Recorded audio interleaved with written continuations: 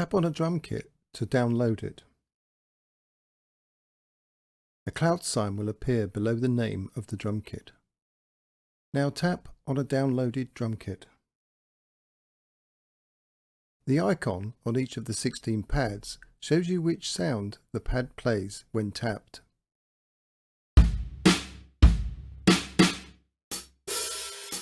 Below the bottom right pad, tap on the step sequencer button.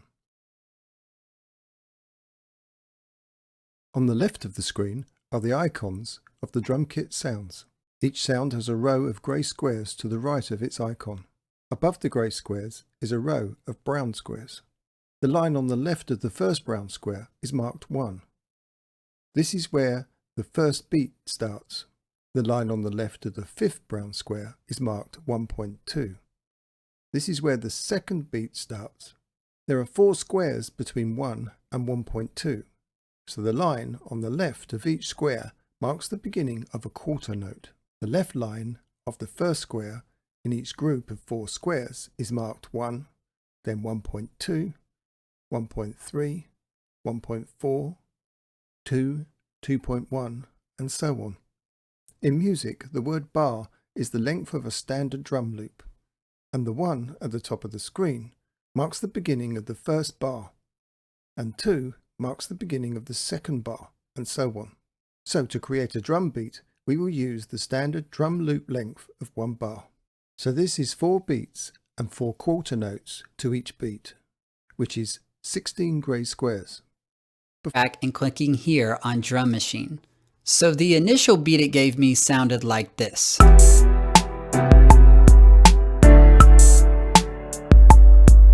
So not bad at all, but I wanted to change it up just a little more to fit the sound of my song. So what I did was I added a hi-hat hit all the way across, which you can do by just dragging your mouse across it. And it sounds like this.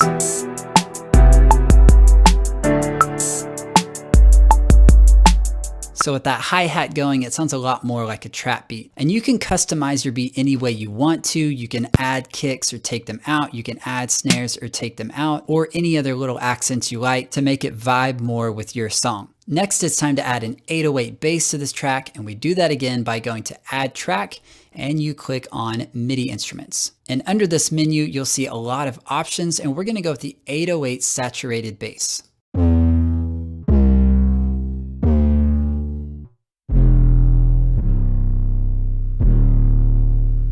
So now I've created an 808 bass line that matches the chords that I was playing on the honky tonk piano. So with these, that's where I'm going to start. So here is where you will find your loop packs, and you have all loops. I will only go to all loops if I know specifically something that I'm looking for. Like if I had something in another project, or if somebody in their project had a really cool loop, I would just find the name, type it in here, and search for it.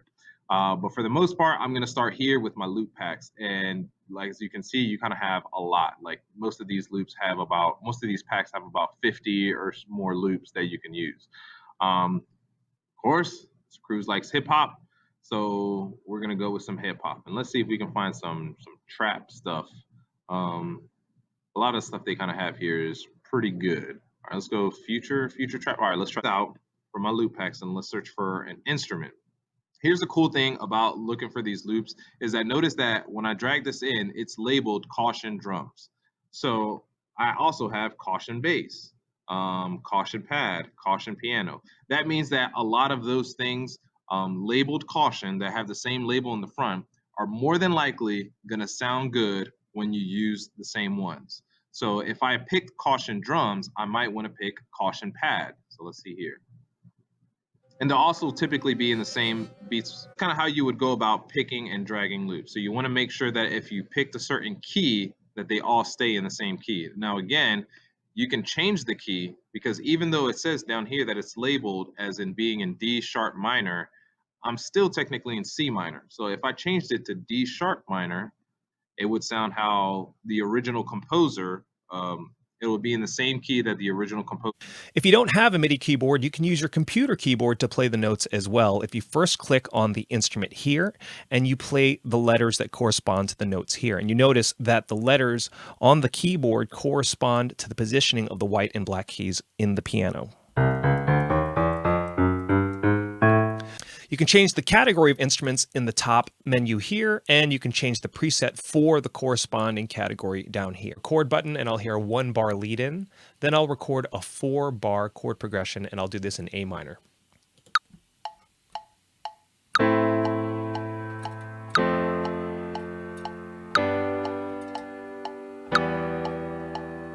gonna back this down. Maybe we'll go at 80 beats per minute. And I'm going to start with my metronome on, and I'm going to record a strum of this this chord.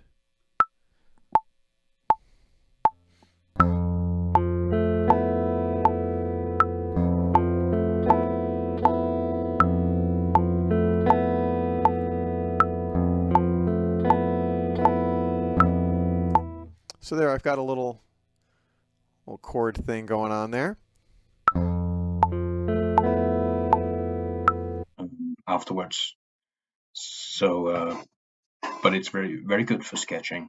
So we let's have a look at it. So we choose the drum machine, and it opens up here in some kind of, well, it's sort of like just an 808 kit, which is a drum machine sound, and it's preloaded with patterns here. So if you press play, you should be able to hear already how it sounds.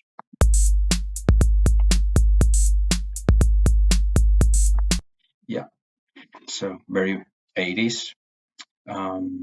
So before we start, we should have an idea of what we're doing. So let's say I want to make myself some kind of pop song in a sort of like 80s style, something like that, maybe 90s style.